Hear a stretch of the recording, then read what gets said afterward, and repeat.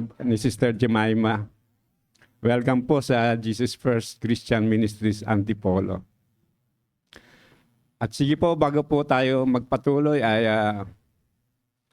papasalamat po tayo dahil isang linggo na lang po. Ma-restore na po ang ating pastor. Excited na po ba kayo, mga balikanting pastor? O sige po, kung excited na po kayo, mas maging excited po tayo sa ating pakikinig ng ating salita ng Diyos. Amen po. At tayo po'y pangungunahan ni Sister Charm Agosti. Sister Charm Espiritu.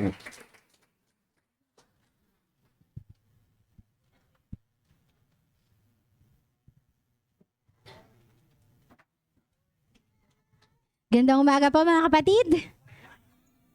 Grabe talaga si Lord. Kahit na ilang beses na po ako tumatayo sa mga youth, pero iba pa rin po talaga ang kaba pag maglilingkod sa Panginoon. Handa na po ba tayo makinig sa salita ng Panginoon? Amen. So mga kapatid, ano po yung una natin na experience kanina? Nung tayo po ay nagpupuri at nagpapasalamat sa ating Diyos na buhay. Sige nga po, sino po dito makakapag-share ng experience niya? Anyone po, ano pong naramdaman natin habang nagpupuri? Excited. Ano pa po? Masaya. Ano pa po? Alam niyo mga kapatid, ang naramdaman ko nung nagpupurit, nagpapasalamat tayo. Sabi po dun sa kanta, I will sing forever. Tumatak po siya sa isip ko, bakit? Sabi ko po sa Panginoon, Lord, hindi ako magsasawang maglingkod sa'yo. Ganon din po ba yung naramdaman natin mga kapatid? Amen. Grabe, nag-iiba po yung boses ko, no? Nanginginig po kasi ako dito sa harapan. Pero mga kapatid, hindi natin yan bibigyan ng puwang sa araw na ito. Kasi ang confidence natin ay nanggagaling sa Panginoon. At siya ay buhay at siya ang magbibigay ng lakas para sa atin. Simulan na po natin yung word ni Lord. Excited po talaga akong i-share to sa inyo, lalong-lalo na nung inaaral ko siya. Kasi grabe po pala talagang magturo ang Panginoon. So mga kapatid, sabihin mo sa katabi mo, brace yourself. Kapit ka, kapatid. Kasi po, sa totoo lang mga kapatid, nung inaaral ko to, kahit po yung mismong speaker na nagbahagi nito, ganun din po yung nararamdaman niya. Kasi mabigat po yung gustong matutunan ng Panginoon para sa atin. May gusto po siyang ituro. So, handa na po ba tayong matuto ngayong umaga? Amen. So, ang title po ng ating pag-aaralan ngayon is Work That Endures. Pag sinabi pong work that endures, ano po ang naiisip natin? May kahirapan? Ano pa po? Challenges. Pero mga kapatid, pag tayo po ba may challenges, may kahirapan, ano po ang resulta nun? It will refine us at magkakaroon po tayo ng gantimpala. Hindi po siya nagtatapos sa challenges. Amen po ba? Amen. So sabi po dyan mga kapatid, walking with purpose. Hindi po tayo aimless, hindi po tayo lumalakad ng walang purpose. Bagkus, lumalakad po tayo ng may purpose. So sabayan niyo po ako mga kapatid na basahin ang ating scripture text na matatagpuan po sa 1 Corinthians 15:57-58. Nababasa po ba o maliit? Sige po mga kapatid, sabayan niyo po ako. Sabi po dito, magpasalamat tayo sa Diyos sapagkat tayo'y binibigyan niya ng tagumpay sa pamamagitan ng ating kaya nga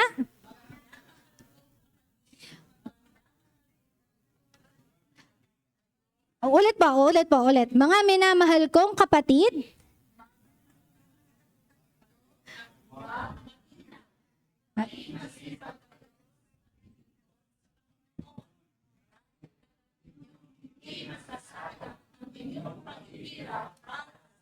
Amen. Napakaganda po ng verse, no?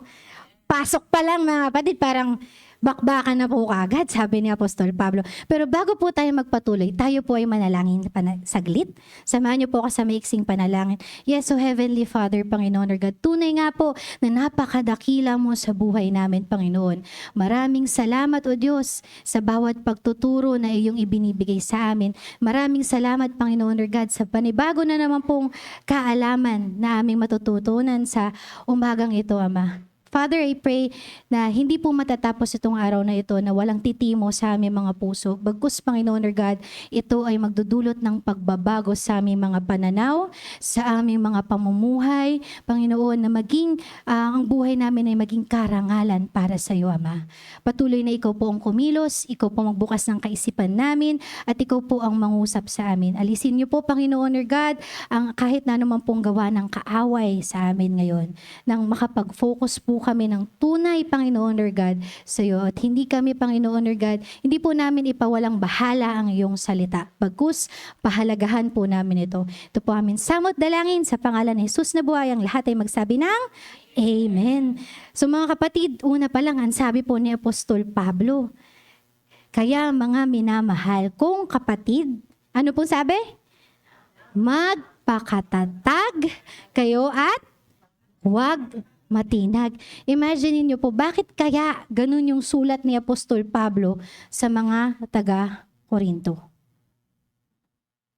Bakit niya sinasabi na magpakatatag at huwag magmatinag? Kasi mga kapatid, ang buhay Kristiyano ay hindi po madali. Mahirap pong sumunod sa ating Panginoon. Amen po ba? Pero hindi po imposible.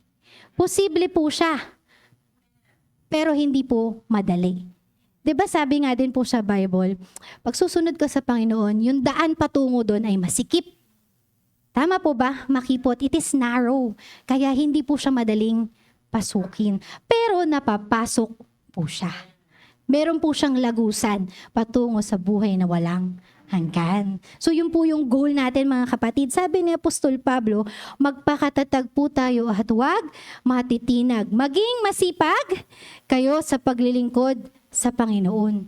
Hindi po niya sinabing maglingkod lamang. Ano pong sabi niya? Maging masipag. Ang linaw po ng sinabi ni Apostol Pablo na hindi lang po tayo dapat naglilingkod. Dapat nagiging masipag po tayo. Tanungin niyo nga po yung sarili niyo, masipag ba ako? O masipag lang ako sa bahay? Masipag lang ako maglaba? Masipag lang ako maglinis, magluto? Masipag lang ako makipagchismisan sa aking kapitbahay? Diba mga kapatid? Ang tao, ang bilis natin i-label yung kasipagan sa resulta ng ginagawa natin. Dapat ganun din po yung basihan natin. Paano natin malalaman kung gaano tayo kasipag sa paglilingkod sa Panginoon? Paul encourages the Corinthians in serving God dahil meron pong tiyak na dahilan ang ating paglilingkod sa Panginoon. At ito po ay binigyan niya po tayo ng tagumpay sa pamamagitan ng Panginoong Hesukristo. Kaya po, ang encouragement ni Paul ay magpakatatag tayo at huwag matinag dahil ang paglilingkod ay hindi po dapat bahala na. Nasabi na po ba natin to? Pupunta ba ako ng church? Ay, bahala na. Ay, umuulan eh. Bahala na pag tumila siguro. Ay, masakit po yung ulo ko. Bahala na kung pupunta ako ng prayer meeting. Ay, mahina yung internet. Bahala na kung maka-attend ako ng midweek service. 'Di ba? Ang dami po natin laging bahala na. Or ang isa pa po nating reason is pag may available akong oras. Pero mga kapatid, dapat hindi si Lord ang nagkakaroon ng tira-tira nating oras. Dapat siya po yung may pangunahing oras para sa atin. Kasi siya nga po, tayo inuna niya, hindi yung buhay niya. Tayo, kapatid. Amen? Dapat po, ang paglilingkod natin ay intentional o may purpose. Kasi pag bahala na, wala po tayong intention. Tama po ba? So lahat po, yung paglalaban nyo po mga kapatid sa bahay, may intention kayong gawin yun, di ba? Tama po, di ba? Pag nakita nyo maaraw, ay, maglalaba ako. Kasi matutuyo yung labahin ko. May intention po tayo, kaya tayo sinisipag na gawin. Pero kapag makulimlim, wag na lang muna maglaba, bukas na lang pag umaraw. 'Di ba po, nagbabago yung pananaw natin. So ang bawat bagay na ginagawa natin, dapat may intensyon. Dapat may purpose. Dapat may goal. Hindi siya natatapos sa iniisip lang natin siyang gawin. Okay mga kapatid? Sinabi din po ni Pablo na maging masipag sa paglilingkod sa Panginoon dahil hindi masasayang ang paghihirap dahil may gantimpala po ang ginagawa po natin para sa Panginoon. Malinaw po yun mga kapatid, sabi po niya, di ba? Dahil alam ninyong hindi masasayang ang inyong paghihirap para sa Kanya. Ito po mga kapatid ang malaki kong tanong eh. Ang tao po, mahilig po yan sa gantimpala. Tama po ba? Sino po dito yung ayaw ng gantimpala? Sige nga po, sino po dito yung gusto ng gantimpala? Pero dito po sa verse na binasa natin, ang linaw-linaw po na sinabi ni Apostol Pablo. Hindi po masasayang yung ginagawa natin. Pero ang tanong ko po sa inyo, bakit meron pong hindi naglilingkod sa Panginoon? Kahit na alam po natin na may gantimpala. Isipin po natin, bakit pag si Lord yung pagbibigyan ko ng oras, parang alanganin ako, pero alam ko naman may gantimpala. Hindi naman masasayang yung oras na ibinibigay ko para sa Kanya. Pero bakit mahirap para sa akin? Nasundin yun, nagawin yun. Kasi po mga kapatid, hindi po agad natin nakukuha ang gantimpala. Which is dapat yun po yung binibreak natin. We should not be doing something just because of the reward. Hindi dapat yun ang goal natin mga kapatid. Alam niyo po yung delayed gratification na sinasabi? Pag sinabi po mga kapatid na delayed gratification, gagawin mo pero wala pa yung gantimpala. Sa dulo pa yung gantimpala. Pagtitiisan mo, parang ganito po yan mga kapatid. Pag gusto nyo pong mabawasan ng timbang, hindi po pag hindi ka kumain ngayon, bukas, payat ka na. Tama po ba? Hindi po. Ano pong mga gagawin mo? Magbabawas ka ng kinain, matutulog ka ng maayos, mag-workout ka, marami ka po pong gagawin bago mo ma-achieve yung gusto mo. Hindi siya overnight, mga kapatid. Yun po yung tinatawag na delayed gratification. So, dapat yung ginagawa natin para sa Panginoon, hindi tayo after dun sa gantimpala na matatamo natin agad. Hindi po yung, ay maglilingkod ako kay Lord, pupunta akong BS kasi baka sagutin niya yung prayer ko. Na wala na kasi kaming pagkain. Diba mga kapatid, may ganun tayo mentality. Dapat hindi po ganoon. Amen po ba mga kapatid? Nagigising po ba tayo sa tinuturo ni Lord? Kahit po ako, kinorek din po ako ni Lord dito mga kapatid. So, wag po natin panghinayangan yung mapapakinggan natin or wag po natin isarado yung tenga natin sa maririnig natin ngayong umaga. Sabi po dito, pero bakit nga po ba mayroong naglilingkod sa Panginoon at mayroon ding hindi? Bakit po kaya meron tila naliligayahan kahit nahihirapan? Masaya siya na naglilingkod. Alam niyang mahirap, pero masaya siya. There is joy in that person's heart to serve the Lord despite alam niya yung sakripisyong gagawin niya. Na mas pipiliin niya na, mamaya na yung labahin kasi kailangan ko pumunta ng Bible study. Kailangan ko makiisa sa simbahay. Ay, may lakad ako. Pero hindi, pwede ko naman yan gawin sa ibang araw. Pwede ko naman gawin yan sa umaga. Unahin ko muna yung kailangan ng Panginoon. Diba mga kapatid? Alam niyang mahirap, pero sinasakripisyo niya. Okay?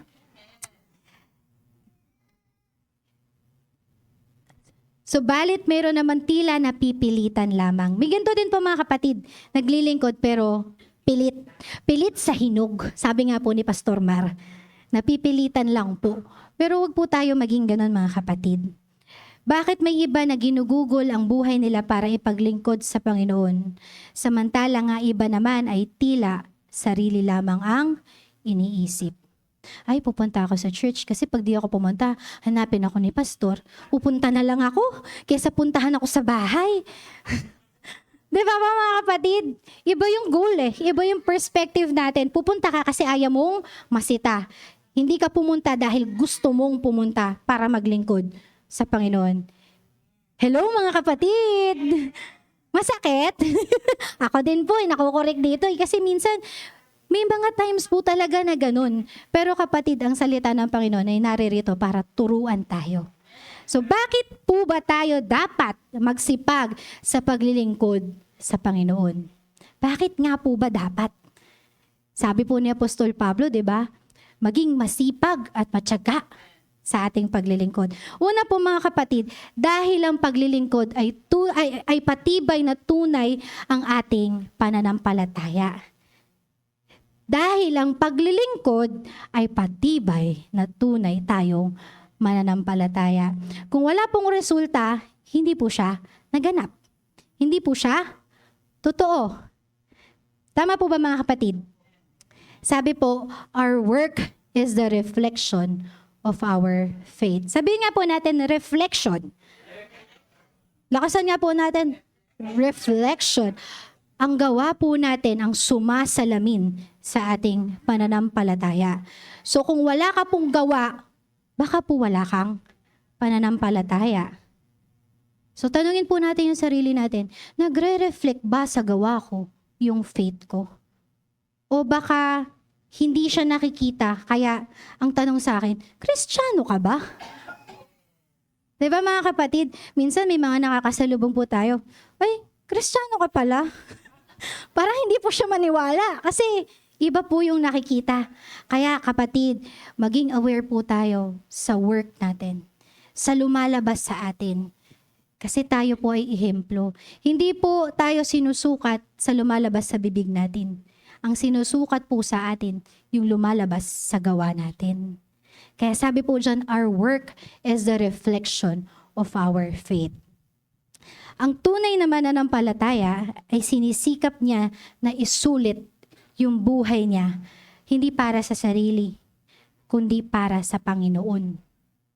Amen po ba mga kapatid? Nagsisikap po tayo para sa Panginoon, hindi po para sa kung ano yung magigain natin. Ginagawa po natin yun kasi alam natin na mahalaga yun para sa Panginoon. Sabi po sa 1 Corinthians 15:29-34, mga kapatid, tulungan niyo po ako magbasa at medyo mahaba po ito. In count of 3, sabay-sabay po. 1, 2, 3. Kung hindi,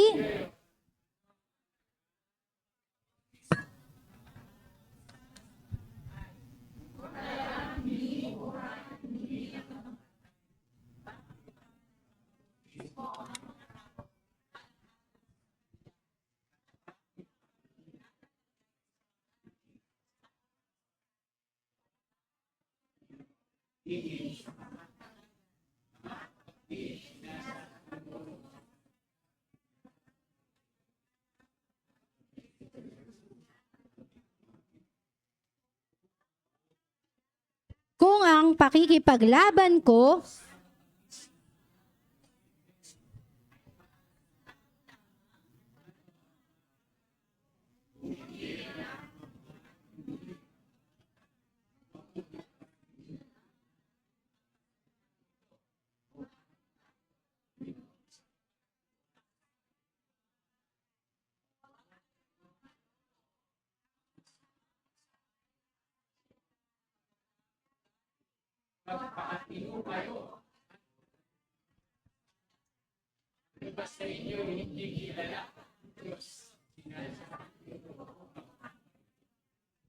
Grabe si Apostol Pablo, no?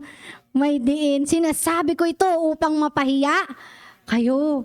Kasi baka po, during the time of the Corinthians, sinasabi nila na Kristiyano sila pero hindi po reflective sa kanilang pamumuhay. Kaya po nire-remind ni Apostol Pablo. Kasi po baka po, ang ginagawa na lang nila is taking their life easy. Just to eat, drink, and be merry. Sinabi po yun mga kapatid sa Luke. Yun po yung counter version nung kumain tayo at uminom sapagkat bukas tayo'y mamamatay.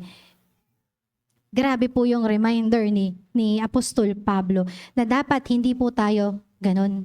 Na tinitake natin yung buhay na, come what may, o kaya bahala na kung ano mangyari. Kakain na lang ako, iinom at magpapaka saya. Kasi bukas naman, namamatay ako eh. Pero ano pong sabi ni Apostol Pablo sa atin? Maging masipag pa rin po tayo. Yun yung hinahamon niya sa mga Kristiyano, sa mga taga-Corinthians. Kasi they're making excuses sa kanilang buhay. Ito po kasing part na to mga kapatid.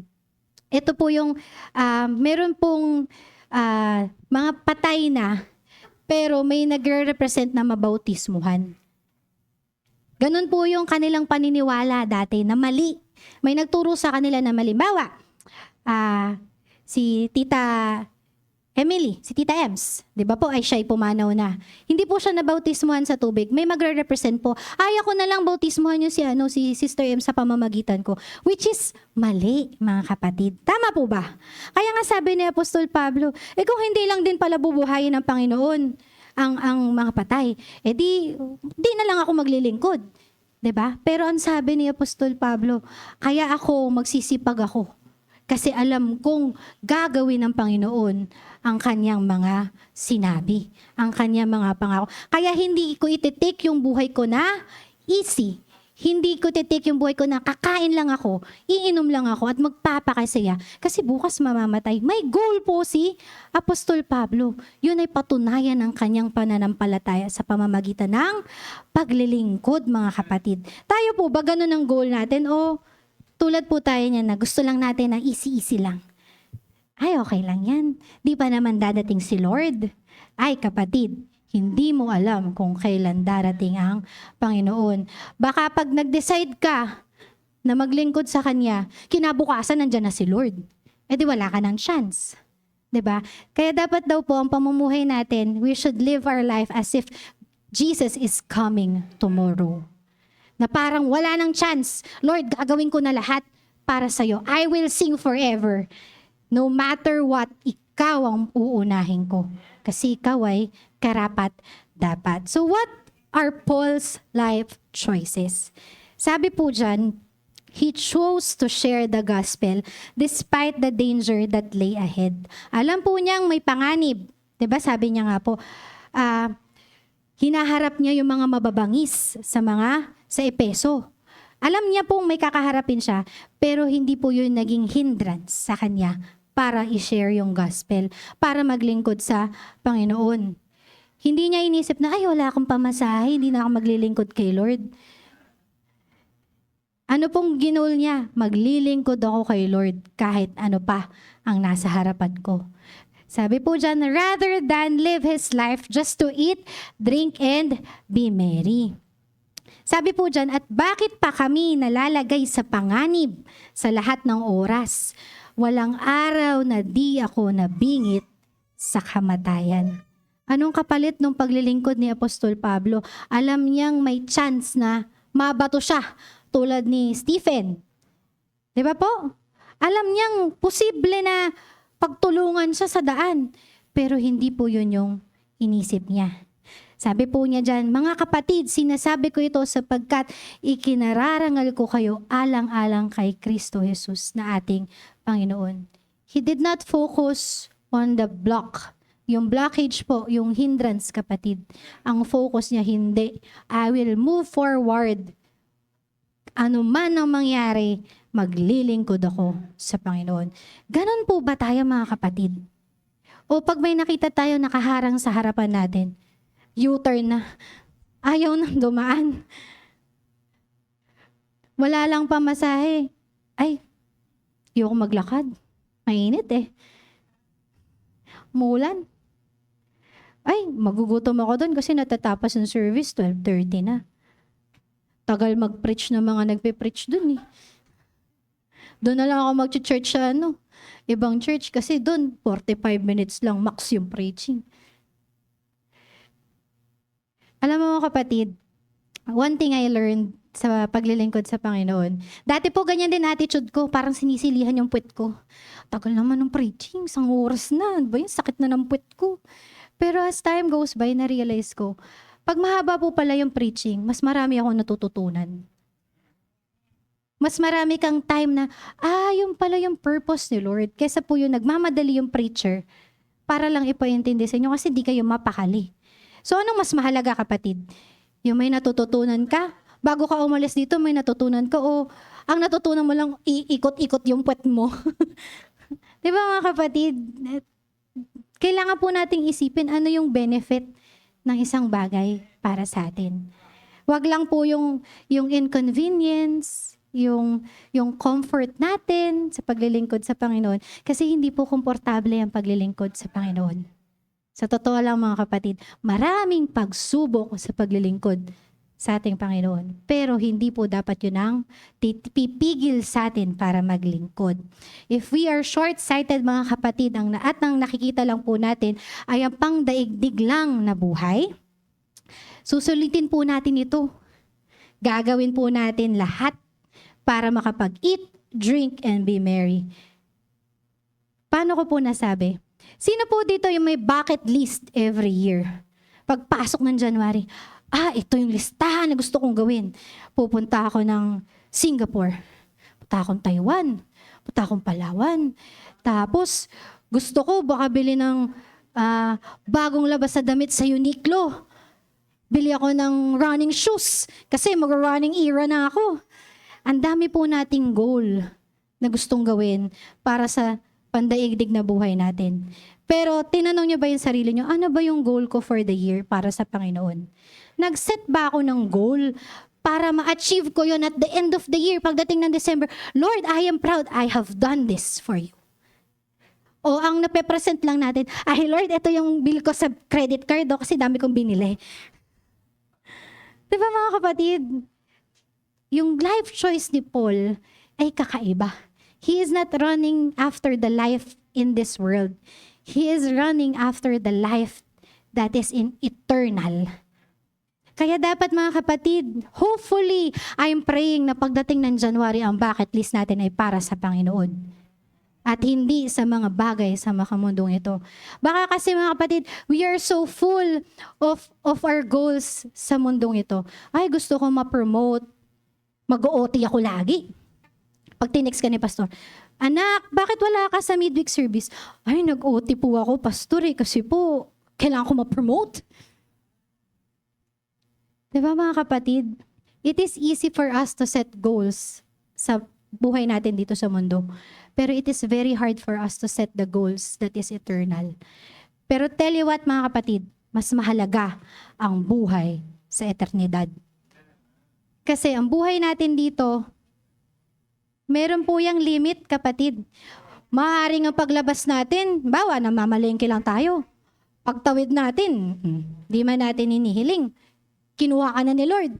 Di babay na sa promotion mo, nag-OT ka, tumagos ka pa sa pader. Pero walang pakinabang. Tama ba mga kapatid? Pero kung ginugol natin yung oras natin para paglingkuran ng Panginoon, hindi ka matatakot na tumawid. Kahit mabangga ka pa kasi alam mo na pagharap mo sa Panginoon, Lord, I have done this for you. At ano po magiging sagot ng Panginoon? Good and faithful servant. Mas gusto ko pong marinig yun, kapatid. Sabihin sa akin ng Panginoon, good and faithful servant. Kesa sabihin sa akin ni Lord, asan yung ambag mo? Diba po? Nakakahiyang humarap sa Panginoon na wala tayong mapakita sa Kanya. Mas mahihiya po ako humarap sa Panginoon ng ganon. Kesa humarap ako sa magiging boss ko na, ito lang yung kaya ko eh. Amen po ba mga kapatid? Andito pa ba tayo? Ganun po talaga kapatid yung salita ng Panginoon eh. It is a double-edged sword na tatagos sa ating mga puso. Kasi kapatid, pag yan hindi tumagos sa puso mo, ay ewan ko na lang. Tanungin mo na ang Panginoon, Lord, ba't di na tumatalab sa akin? There is something wrong. Amen po ba? Amen. Tuloy po natin mga kapatid. Ito ang madalas gawin ng walang paniniwala sa walang hanggan. Pero kung ikaw ay may paniniwala sa walang hanggan, yung mga ganong practices ay nagbabago. Yung goal natin sa mundong ito. Dapat sumasagi sa isip natin kung sino ba ang napiplease sa gagawin natin. Si Lord ba? Si Lord ba, ang Panginoon ba, napiplease sa desisyon kong gagawin na ito? O ang napiplease ay ang sarili ko? O yung mga tao sa paligid ko? Kasi kapatid, kung hindi napiplease si Lord sa gagawin mo, ibig sabihin, pang sarili lang ang gusto mong gawin. At hindi yan ang kinalulugod ng Panginoon. Ang kinalulugdan niya ay yung para sa Kanya. Amen po ba mga kapatid? Our choices and decisions in life reflect our desire to serve the Lord or the lack thereof. Sabi po dyan mga kapatid, yung mga kapilian natin, yung mga desisyon natin, it reflects, sumasalamin siya dun sa desire ng puso natin na sa paglilingkod o sa kung ayaw natin maglingkod. Mas pinili po ni Pablo na harapin ang panganib kaysa mamuhay tulad ng nabanggit sa kasabihan na eat, drink, and be merry. Alam niyo po kung bakit mga kapatid? Kasi si Pablo, ang outlook po niya, ang buhay natin na hindi lamang para sa daigdig na ito. Ang buhay ko ay para sa Panginoon. Nag-set siya ng standard. Hindi niya babaguhin yun kasi nakita na po niya yung ginawa ng Panginoon sa buhay niya. So hindi niya na po tinignan na, ay baka hindi to kayang gawin ni Lord. Nagtiwala po siya sa Panginoon. Kaya ganun po siya kagigil na maglingkod sa Panginoon. Kasi alam niya na kahit mahirap, hindi po siya pababayaan ng Panginoon. Hindi ko po alam kung saang season na po tayo o kayo dinadala ng Panginoon. Pero kapatid, ang buhay natin ay hindi para lamang sa mga sarili natin. Upang magawa ang mga bagay na gusto natin. Ngunit ang buhay po natin ay dapat para sa Diyos. Ito mga kapatid, walang halaga ang masarap na buhay kung hindi yan ang buhay na para sa Diyos. Ulitin ko po mga kapatid, walang halaga ang masarap na buhay kung hindi yan ang buhay na para sa Diyos. Bakit po? Ang kasiyahan sa mundong ito, may hangganan. Yung kasiyahan na ino-offer ng mundo na ito, hindi siya peace. Kaguluhan po siya ng isip. Kaya dapat po, ang iniisip talaga natin is paano tayo maglilingkod sa Panginoon. Amen po ba mga kapatid? Sabi po sa Santiago 2:18-20, ngunit may nagsasabi, may pananampalataya ka at may gawa naman ako. Ipakita mo sa akin ang iyong pananampalatayang walang kasamang gawa at ipapakita ko naman sa iyo ang aking pananampalataya sa pamamagitan ng aking mga gawa. Sumasampalataya ka na ang Diyos ay iisa, hindi ba? Mabuti yan. Ang mga demonyo man ay sumasampalataya rin at nanginginig pa. Isa kang hangal. Nais mo pa bang patunayan ko sa iyo na walang kabuluhan ang pananampalatayang walang kasamang gawa? Kasi po mga kapatid, dapat ang pananampalataya po natin ay isinasagawa. Hindi po siya faith lang. Hindi lang po tayo nananampalataya. Dapat may kaakibat po siyang gawa. Sabi nga po ni Pastor, faith that works. Yung pananampalataya ay may gawa. Pero mga kapatid, posible po ba na walang gawa ang pananampalataya? Posible po. Sabi nga po ni Santiago, ano po ang katulad ng pananampalatayang walang gawa? Kanino pong pananampalataya yung mga kapatid? Saan po? Nandyan po sa verse. Sa demonyo. Saan po hinambing ang pananampalatayang walang gawa? Tanungin nga po natin yung sarili natin, yung pananampalataya ko ba ay walang gawa? Nakikita ba yung pananampalataya sa aking mga gawa? Kapatid, ang linaw ng sinabi. Ano ang kahambing ng pananampalatayang walang gawa? Sa demonyo po siya niyahambing. Kasi bakit po? Ang mga demonyo naniniwala din sa ating Panginoon. Nanginginig pa nga po sila eh. Kayo po ba nanginginig? Di ba minsan tayo, hindi pa nga tayo natatakot kay Lord eh. Hindi, papatawarin naman ako ni Lord. We always justify because we know God is good. Pero kapatid, God is good but He is also just. So lahat ng ginagawa po natin, may kabayaran. Gumawa ka ng mabuti, may gantimpala. Gumawa ka ng hindi tama, may kaparusahan. Amen po ba? So lahat po yun, may kaakibat na resulta at gantimpala. It may be good, it may be bad. Pero mas gusto ko na po yung mabuti. Mas natatakot po ako kay Lord na hindi ka karapat-dapat nung ka sa baba. Eh di parang wala na po yung mga pinaghirapan, di ba? So we should run after na magawa natin yung tama, pleasing para sa Panginoon. Kasi mga kapatid, faith is supposed to change us for the better. Dapat po nababago tayo ng pananampalataya. We should be better next week. We should not remain kung sino tayo ngayon. Kung ngayon, medyo mainitin pa ang ulo mo, dapat next week, di ka na mainitin ang ulo. Amen po ba mga kapatid? Kung this week, nag-aalangan ka maglingkod, nagdadaot ka kay Lord, Lord, kailangan ko pa ba itong gawin? Next week, dapat wala na yung doubt. Kasi we should be better. We should be changing. Sabi nga po ng Catalyst, we are the agents of change. Ang tanong ko sa Catalyst, may change ba?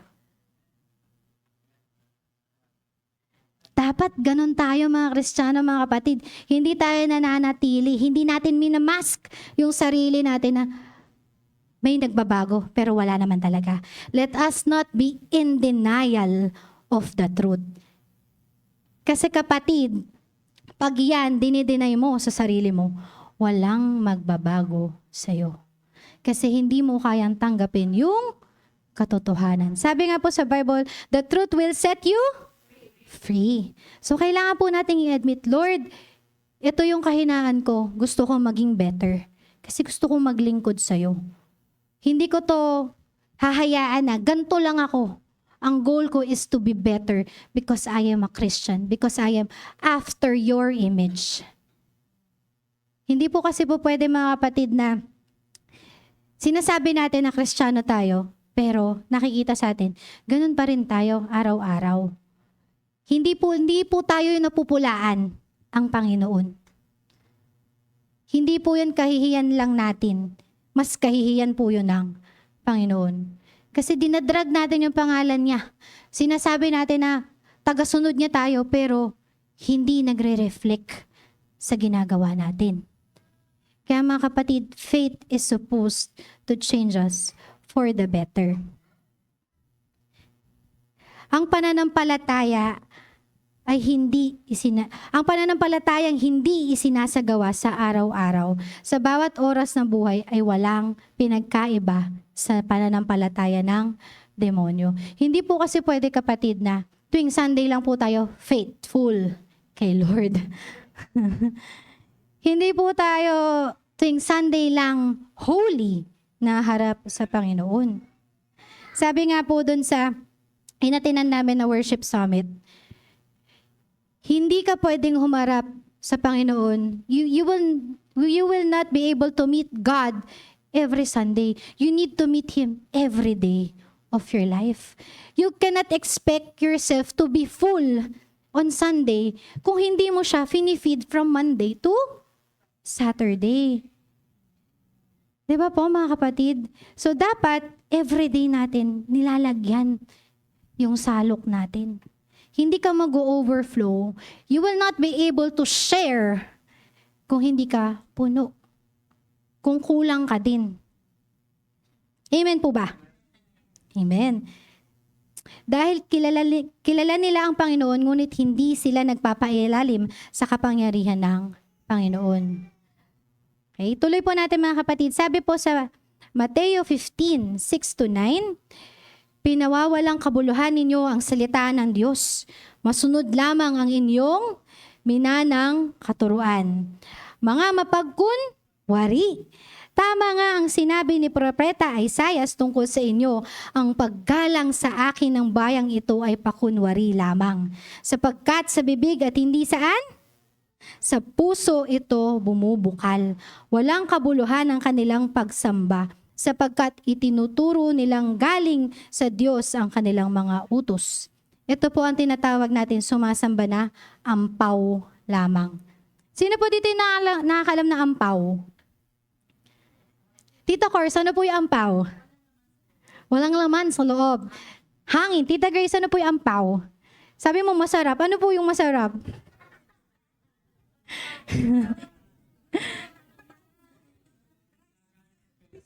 Rice crisp.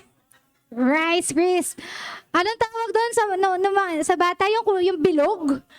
Anong tawag doon? Ano daw? Ang dami salita. Ano tawag doon? Yung bilog na na kinakain yung matamis. Rice crispy. Mga kapatid, yung ampaw yung nabibili sa palengke, na nakabalot siya na bilog-bilog o kaya pahaba. Tapos pag kinagat mo, crunchy na matamis. Pero puro hangin. Pag kinaya mo siya, sasakit yung tiyan mo kasi puro hangin na yung tiyan mo. Nagising po ba tayo sa ampaw? Mga kapatid, ang tinutukoy po dito ng Panginoon sa Mateo ay ang pagsambang ampaw lamang. Yung mga sumasamba na wala naman talagang tunay na pagsamba. Sabi po ni Google, ang ampaw daw po is someone who looks impressive or talks big on the outside but is empty or hollow on the inside. Magaling po magsalita pero wala talagang tunay na laman. Ano po ba yung tunay na laman dapat ng isang Kristiyano? Tulad nga po ng sinabi ko sa inyo mga kapatid kanina, hindi po nasusukat ang ating pananampalataya sa mga lumalabas sa ating bibig. Nasusukat siya kung ano yung nasa loob natin, sa mga kilos natin. Amen po ba? Kaya mga kapatid, dapat po hindi tayo mapagkunwari sa ating buhay bilang isang Kristiyano. Hindi po dapat Kristiyano lang tayo pag linggo at nagbabagong anyo paglabas ng church. Amen po ba? Dapat kung ano po tayo sa church, ganun din tayo sa bahay. Hindi yung pag nasa church, masipag mag-temple keep, tas pagdating sa bahay, di na humawak ng walis. Pag tinawag ng nanay na, ay, maghugas ka dito. Wait lang. May ginagawa pa ako. Nag-aaral ako eh. Diba? Hindi din po pwede na, o teka lang mga kabataan, meron din kayo rebat. May rebat din kayo. Hindi po pwede na pagdating dito sa church, tahimik ka, demure ka, pagdating sa bahay, wala nang iba sa bahay mo rin. Naging rapper ka na. Diba mga kapatid, dapat kung ano po yung pinapakita natin tuwing linggo, kung banal po tayo tuwing linggo, dapat ganon din po tayo araw-araw. Hindi po tayo unyango mga kapatid. Dapat di tayo nagbabago. Kung ano tayo sa church, dapat ganon tayo sa bahay. Kung ano tayo sa church, dapat ganon tayo sa trabaho. Kung ano tayo sa church, dapat ganon tayo sa eskwelahan. Kasi ano pong pinamumuhay natin? Si Jesus. Yung image ng Panginoon. So pag hindi natin ginagawa yon, ang napupulaan ang Panginoon. Ganyan ba yung Panginoon nyo? Tama di ba mga kapatid? Minsan natatanong tayo ng ganun, ganyan ba yung pinaglilingkuran nyo? Diba? Kawawa naman si Lord, wala na nga siyang ginagawa. Nagsakripisyo na nga siya para sa atin. Siya pa yung napulaan. Kagagawa naman natin yun. Kaya dapat mga kapatid, maging maingat tayo kung paano tayo namumuhay. Kasi dala-dala natin ang pangalan ng Panginoon. Pag lumabas po tayo sa church, hindi po tayo tumatayo bilang si Cora, si Grace, si Christian. Tumatayo po tayo bilang ang Panginoon. Kasi tagasunod po niya tayo. Amen po ba mga kapatid? Amen. Tuloy po natin mga kapatid. Point number 2. Bakit nga po ba tayo dapat magsipag sa paglilingkod sa Panginoon? Dahil ang paglilingkod ay sanggalang laban sa kasalanan. Ano pong ibig sabihin ng sanggalang? Shield. Laban sa kasalanan. Basahin po natin yung 1 Corinthians 15:54 to 57. In a count of 3. 1, 2, 3.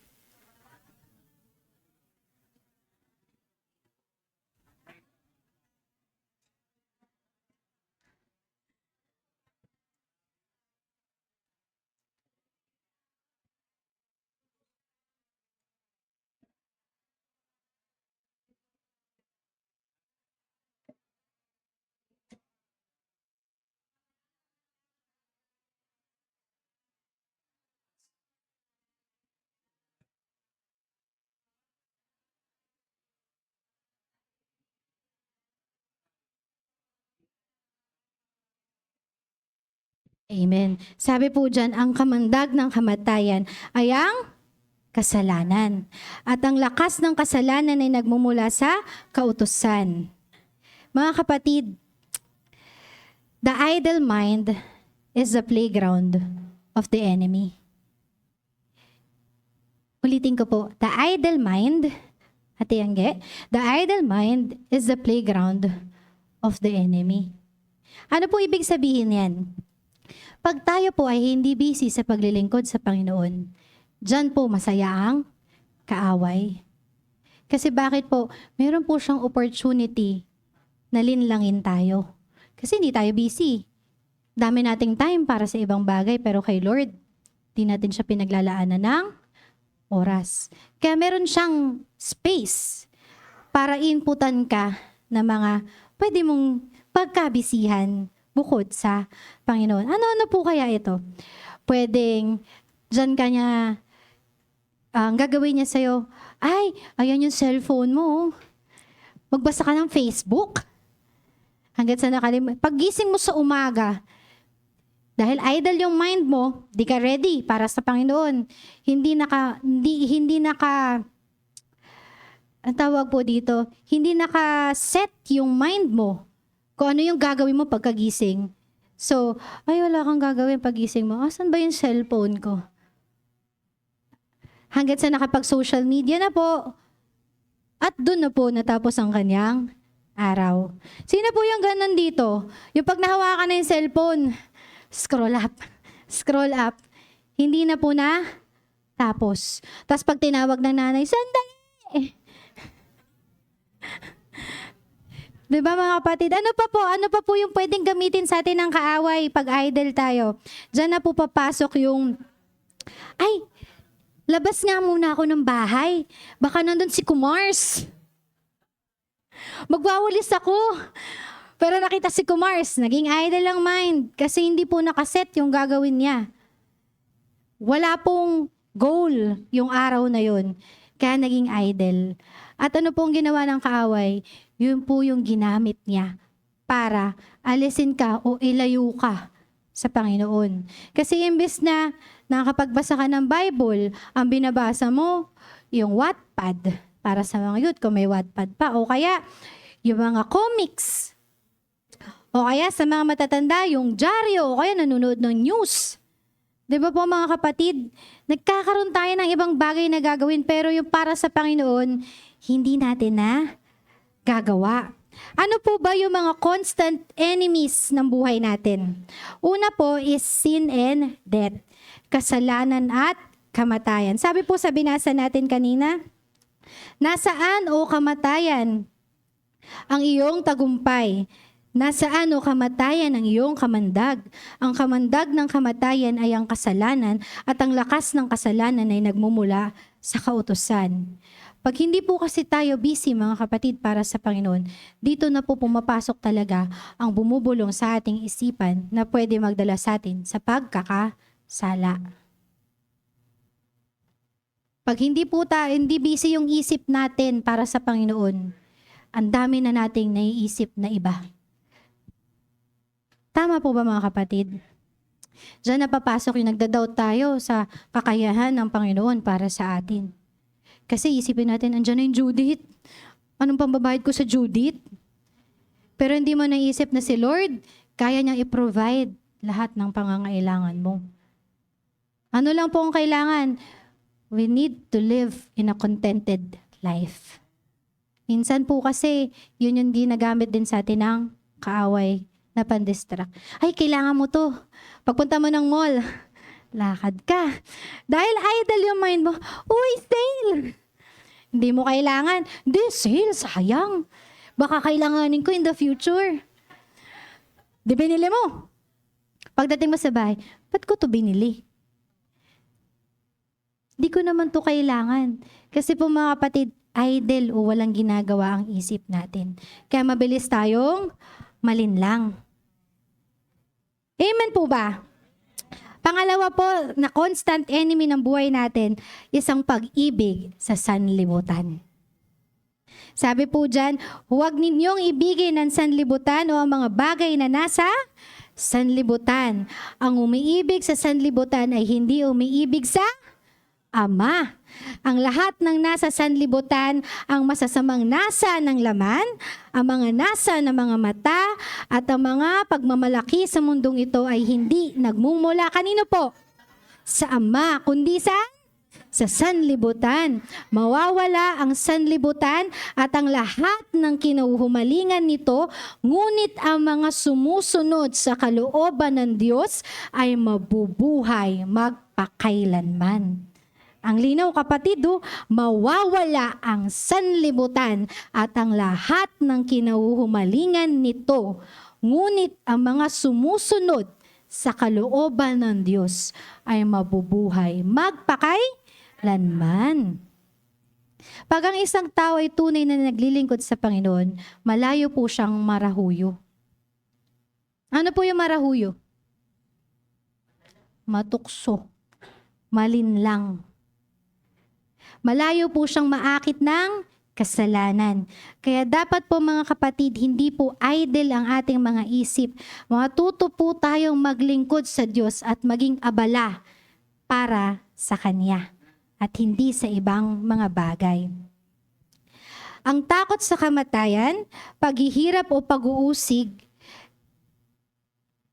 ang takot sa kamatayan, paghihirap o pag-uusig, kaya ang palagi ang humahadlang sa paglilingkod sa Diyos. Yung takot po nating mamatay, yung takot po natin sa paghihirap, yung takot po natin sa judgment ng mga taong nakapaligid sa atin, yun po yung humahadlang sa atin para maglingkod sa Panginoon. Ay, ayoko umatin ng midweek kasi aasa rin ako sa office kasi nag-under time ako para lang mga ng midweek. Ay, lulukuhin ako ng mga kaklase ko pag nalaman nila naglilingkod daw kay Lord. Hindi ako marunong tumugtog ng secular songs. Ang alam ko lang, mga worship songs. Dahil takot po tayo sa sasabihin ng ibang tao sa atin. Hunahadlangan na po tayo nito para makapaglingkod sa Panginoon. Nangyayari po ba sa atin ito, mga kapatid? Ang hina po ng amen, parang hindi po nangyayari. Nangyayari po ba sa atin to? Sabi po dito, nawawala ang kapangyarihan ng kasalanan at kamatayan sa mga Kristiyanong totoo nang naibigay ang mga sarili sa paglilingkod sa Panginoon. If you have decided to serve God truly, hindi ka na matatakot sa pangungutya ng ibang tao. Lalakas yung loob mo na, wala akong pakialam sa sasabihin nyo kasi mas gusto kong marinig na sabihin sa akin ni Lord, good and faithful servant. Hindi naman po ako maliligtas ng mga kaibigan ko. Hindi naman po ako maliligtas ng pamilya ko. Hindi po ako maliligtas ng boss ko. Kahit pa magkandakuba ako sa pagtatrabaho, hindi naman ako maliligtas ng mga bumibili sa tindahan ko. Walang kapatid na makakapagligtas sa atin kundi ang Panginoon lamang. Kaya dapat yun po yung goal natin. Siya, mapaglingkuran siya. Hindi ko po sinasabing huwag maglingkod sa mga tao, sa mga kasama natin sa buhay. Pero kung yan na po ang inuuna natin kaysa sa Panginoon, hindi na po yan tama. Kasi ano pong pangalan ng church natin? Ang hina po. Ano po pangalan ng church natin? Jesus first. Dapat si Lord ang una. Hindi naman niya sinabing Jesus second. Diba? Si Lord po yung top priority. Amen ba mga kapatid? Bibilisan ko na po, baka po masermonan ako. Sa kabilang banda naman, ang mga nabubuhay para sa sarili lamang ay natatakot sa kamatayan at maraming hindi gagawin kahit ito ay para sa Panginoon. Ulitin ko mga kapatid, sa kabilang banda, ang mga nabubuhay para sa sarili lamang ay natatakot sa kamatayan at maraming hindi sila gagawin kahit alam nilang para yun sa Panginoon. May iba't iba po tayong levels ng priority sa buhay, pero ang pinakamahalaga po dito ay ang kaunawaan kung ano po ang mas higit na importante. Higit pong mahalaga ang maisaayos ang paglilingkod kaysa sa ibang bagay. Amen po ba mga kapatid? Na mas mahalaga po na maisaayos natin yung paglilingkod natin kaysa sa ibang bagay. Hindi naman po hinihiling sa atin ni Lord na i-give up natin. Ay, hindi na ako magtatrabaho kasi sabi ni Ate Sherm, dapat daw naglilingkod. Pwede po tayo magtrabaho na naglilingkod pa rin sa Panginoon. We can go as by our lives, pero naglilingkod sa Panginoon. Hindi niya po tayo pinipigilan gawin yung gusto natin. Kung tutuusin nga po mga kapatid, si Lord pa nga nagbibigay ng mga gusto natin sa buhay. 'Di ba? Pero yung gusto niya, hindi natin ginugusto. Laging, Lord, ito gusto ko. Pero pag tinawag ka na ni Lord, Lord, di ako pwede. Busy ako. Wawa naman si Lord. Pag gusto mo, may time siya. Pag gusto niya, wala ka ng time. 'Di ba kapatid? Dapat kung ano yung natatanggap natin, yun din yung ibinibigay natin. 'Di ba? Binigyan niya tayo ng buhay, dapat ibigay din natin yung buhay natin sa Kanya. Kasi kung wala siya, kung hindi dahil sa Kanya, baka wala tayo dito ngayon. Baka walang uma-attend sa church. 'Di ba po mga kapatid? Gising kapatid. Tinatawag tayo ni Lord. Hindi nagkataon na ito yung gusto niyang matutunan at marinig natin sa umagang ito. Tuloy po natin mga kapatid. You cannot love God and the world at the same time. Hindi po posible yun na namamangka ka sa dalawang ilog. Ano po yung hati yung katawan mo?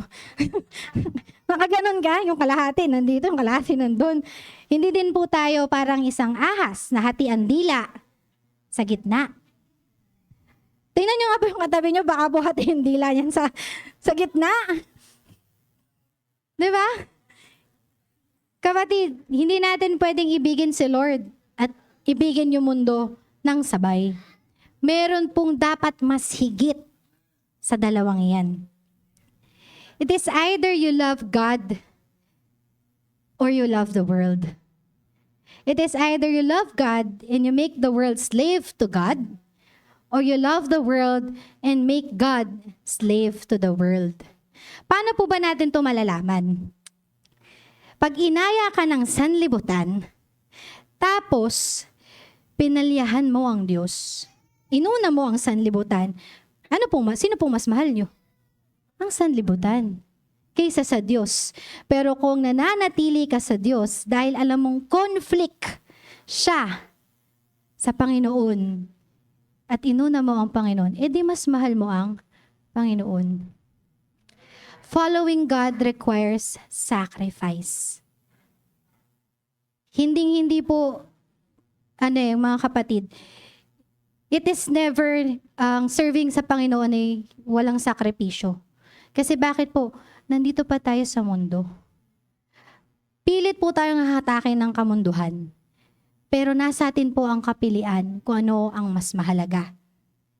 It is either we make the world slave to God or we make the world slave to God. It is either si Lord ang mga alipin sa mundo o ang mundo ang mga alipin sa Panginoon. Nasa sa inyo po ang kapilian. Nasa sa inyo po ang desisyon. Wala po sa speaker, wala po sa preacher sa harapan, wala po sa pastor, wala po sa mga elder. Nasa sayo ang kapilian. So kapatid, pumili ka. At piliin mo yung tama. Hindi yung gusto mo lang. Amen? Sabi po dun sa binasa natin kanina sa verse, yung sa pag-ibig po sa sanlibutan, binanggit niya po doon yung nasa ng laman. Tama po ba? Ano po yung mga nasa ng laman? Sabi po dyan mga kapatid, ang usual na pumapasok sa isip natin sa nasa ng laman, adultery, fornication, yung all about sex. Tama po ba? Pero nakakaligtaan po natin yung gluttony. Ano po yung gluttony? Katakawan. Yung busog ka na, hindi, kakain pa rin ako. Paano po siya nagiging nasa ng laman? Kasi you don't know how to stop. Pinagbibigyan mo yung kagustuhan ng katawan mo kahit na alam mo nang hindi na siya tama. Gluttony, mga kapatid. Bakit ko po binanggit yung gluttony? Kasi hindi po yan madalas nababanggit. Alam niyo mga kapatid, sabi po sa Bible, ang katawan po natin ay templo ng Panginoon. Tama po ba? So dapat lang po, marapat lang kapatid na pag-ingatan natin ang templo ng Panginoon sa ating buhay. So kung glutinous po tayo mga kapatid, paano po tayo makakapaglingkod sa Panginoon kung lagi tayong may sakit? Tama po, di ba? Paano ka susunod sa utos niya kung o kaya, Lord, may lagnat ako. Ay Lord, nahihilo ako eh. Di ba po mga kapatid? Kaya kaakibat ng paglilingkod natin ang pag-aalaga ng sarili natin. Amen po ba? Alam niyo mga kapatid, nagiging nasa din po ng laman ang fellowship o ang ministry. Sa paanong paraan po, pag puro fellowship na lang ng walang kabuluhan. Fellowship dito, fellowship doon. Tapos pagdating sa bahay, wala ka nang ginawa. Naubos na yung oras mo sa kaka-fellowship, pero yung fellowship na yun ay walang halaga. Paano po nasabi na walang halaga? Sige nga po mga kapatid. Paano po nagkakaroon ng isang fellowship na walang halaga? Ano yun Ate Angge? Wala akong narinig. Pag wala sa center si Lord ng fellowship, pwede? Ano pa po? Nane-neglect yung iba. Walang love yung fellowship. Mga kapatid, pwede din po siya maging nasa ng laman kasi bakit po? Kung ang ginawa mo na lang sa church ay maki-fellowship at di naman nagiging reflective yung salita ng Panginoon sa'yo, baka fellowship yun na gusto mo lang nang sama-sama kayo. Nagkakasiyahan lang kayo. Wala yung po nagkaiba sa taking your life easy, eat, drink, and be merry. Ano lang gusto mo? Kasiyahan. Hindi tunay na fellowship. Kapatid, ang tunay na fellowship, ang goal nun is dapat may pagbabago sa inyo. Hindi lang po yung puro kasiyahan. Hindi naman po masaya na magsaya sa isang fellowship. Pero kung yun na lang po yung nangyari during the fellowship, magtaka ka na. Walang naituro ang Panginoon sa gitna ng fellowship na yun. Ibig sabihin yung fellowship na yun, hindi para sa Panginoon. Kung natatandaan ko po ng tama, nabanggit po ito ni Pastor, na may mga fellowship na wala pong kabuluhan. So wag po yun yung gawin natin kasi nasa lang po yun ng laman. Okay? Ano pa po mga kapatid? Nasa ng mata. Ano po yung mga nasa ng mata? Pagbili ng mga bagay na hindi naman talaga kailangan. Paglakad mo sa mall, uy, nakasil yung sandok. Pero pagpunta mo sa bahay, puro sandok na yung bahay. Di ba mga kapatid? Pagdaan mo sa sa Adidas, uy, nakasil yung sapatos. Nakasil yung sapatos. Bili tayo. Tapos pagtingin mo sa lalagyan ng sapatosan, ilan ba paa mo? Di ba mga kapatid? Kasi ang bilis natin ma-divert. Pag may word na, sale. Kaya nasa ng mata yan, kapatid. Huwag po tayo magpadala dun sa mga sale. Pag hindi kailangan, huwag bibilin. Pag kailangan, bilhin. Di ba po mga kapatid, kailangan maging good steward din tayo sa lahat ng pagpapala na binibigay sa atin ng Panginoon.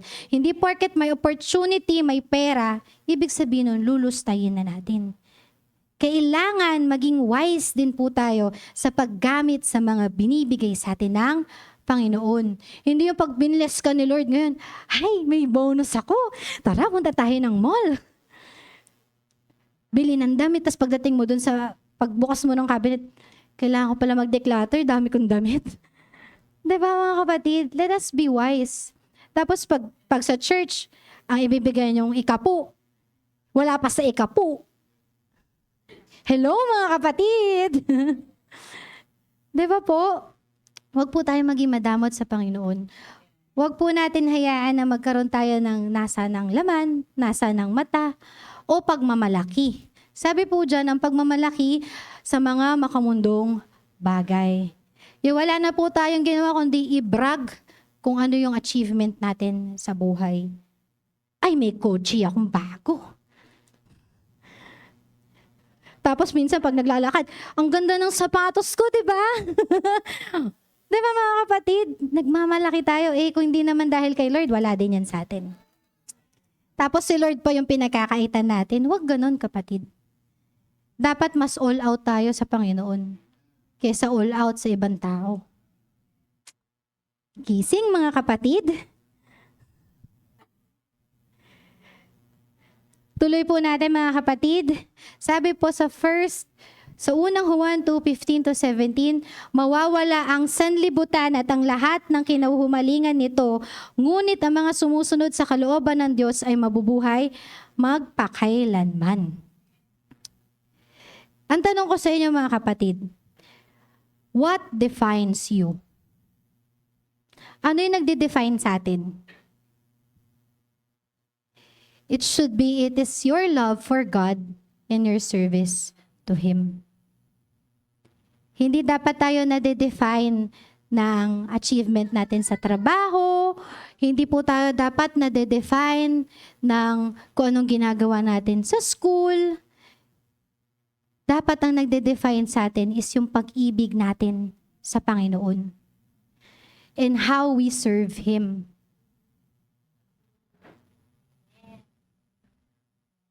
Nagets po ba yun mga kapatid? Dapat hindi po tayo nakukontento na hindi nila nakikita sa atin ang Panginoon. Huwag po tayong tumigil na lumalabas lang sa bibig natin na Christian tayo pero hindi talaga nakikita sa buhay natin. Sabi po dyan, ang nagde-define sa atin, ang dapat nagde-define sa atin bilang Kristiyano ay yung pag-ibig na meron tayo sa Panginoon. So kung ganyan lang yung pag-ibig mo sa Panginoon, kapatid, dagdagan mo yan. Kasi si Lord, sobra-sobra yung pag-ibig niya para sa atin. Never siya nagkulang. Never siyang nakalimot sa atin. So dapat, yun yung ipinamumuhay natin. And last point mga kapatid, bakit po ba tayo dapat magsipag sa paglilingkod sa Panginoon? Dahil ang paglilingkod ay puhunan natin sa walang hanggan. Puhunan po natin siya. Sino po dito yung mahilig mamuhunan? Mangutang daw, sabi ni Pastor. Sino po dito yung mahilig mamuhunan? Sabi po dyan, dahil ang paglilingkod ay puhunan natin sa walang hanggan. Tanungin mo nga po yung kapatid mo, may puhunan ka na ba?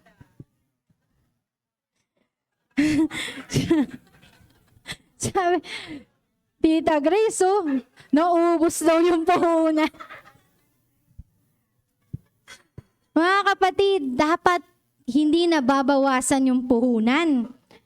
Dapat po nadadagdagan yung puhunan natin. Amen po ba mga kapatid?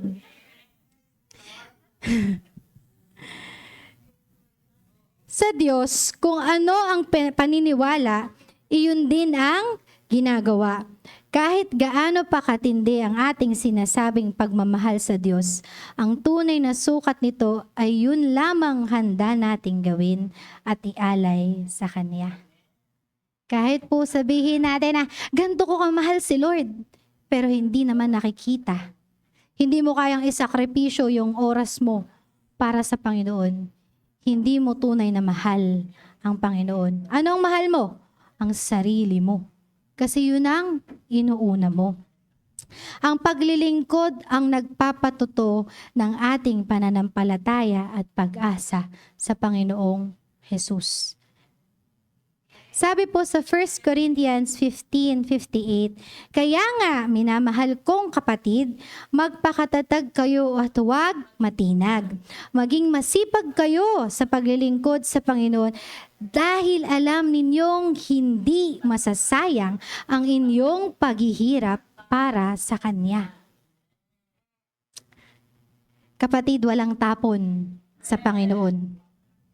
Kaya dapat sa Kanya tayo namumuhunan. Sabi nga ni Tita Grace, yung puhunan niya naubos. Yun nga, Tita.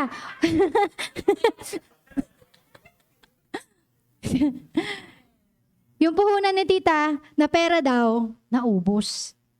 Nauubos yun mga kapatid, yung meron sa mundong ito.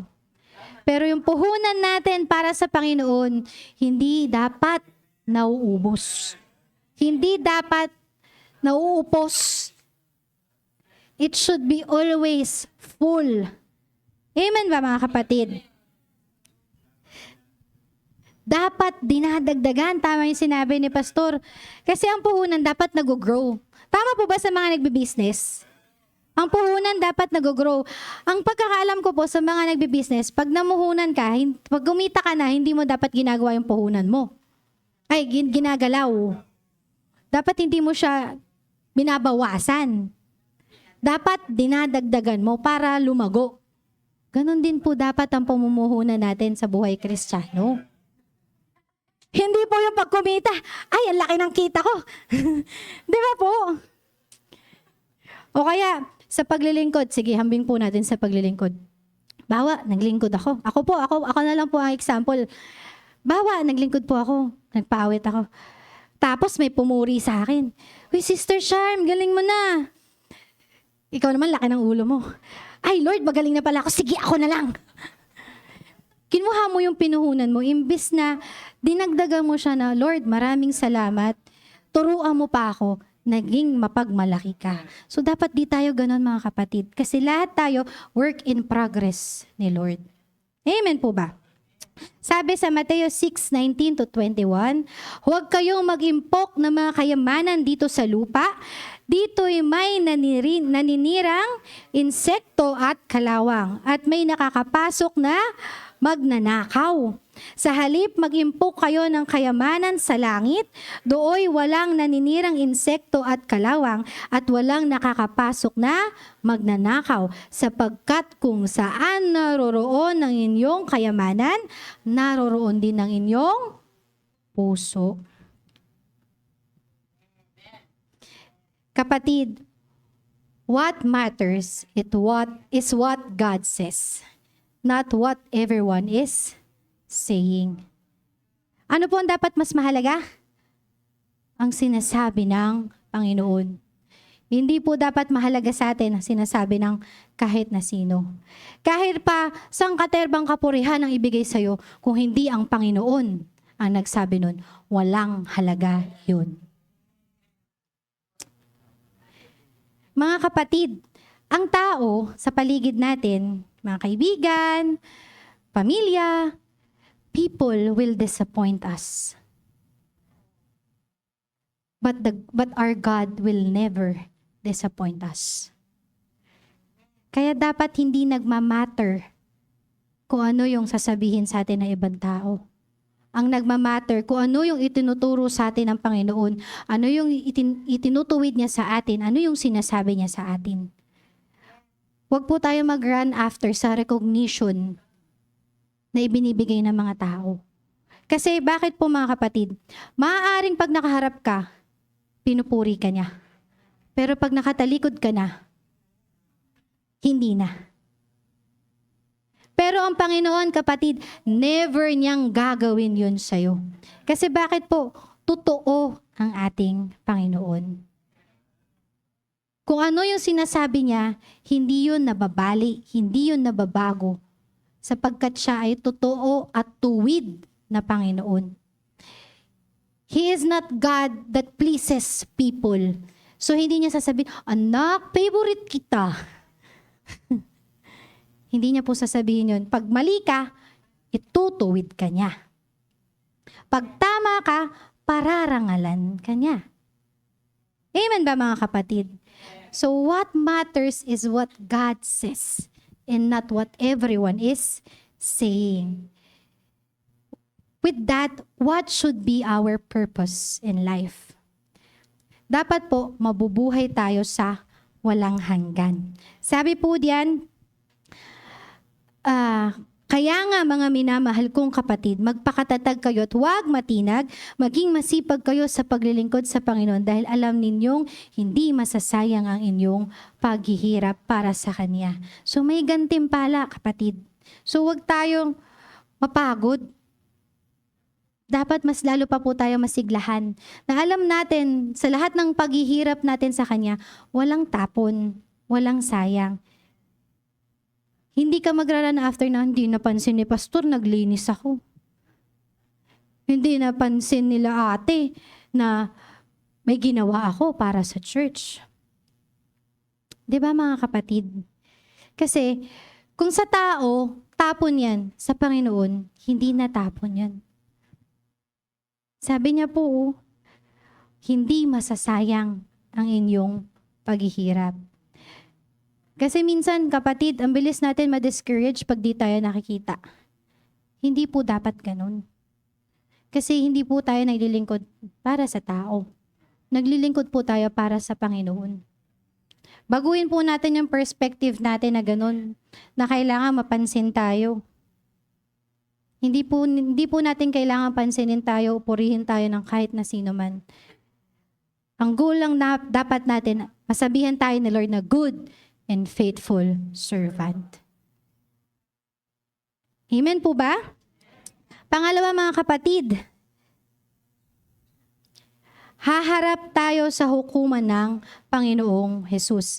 Sabi po sa 2 Corinthians 5:10, sapagkat lahat tayo haharap sa hukuman ni Kristo at tatanggap ng nararapat ayon sa ating mga gawang mabuti o masama.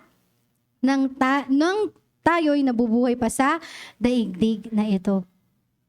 So, i-judge tayo ni Lord base sa ginawa natin. Kung mabuti ba o masama.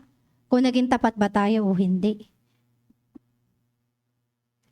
So, dapat yung buhay natin, namumuhay tayo na, Lord, gagawin ko to para sa'yo kasi ito ay tama. Kasi gusto kong dumating yung panahon na pag humarap ako sa'yo, Lord, ito yung mga nagawa kong paglilingkod sa'yo. I hope this pleases you. Hindi yung sasabihin ni Lord, di mo naman ginawa yan eh. Di naman kita kilala. Napaalis ka pa ni Lord.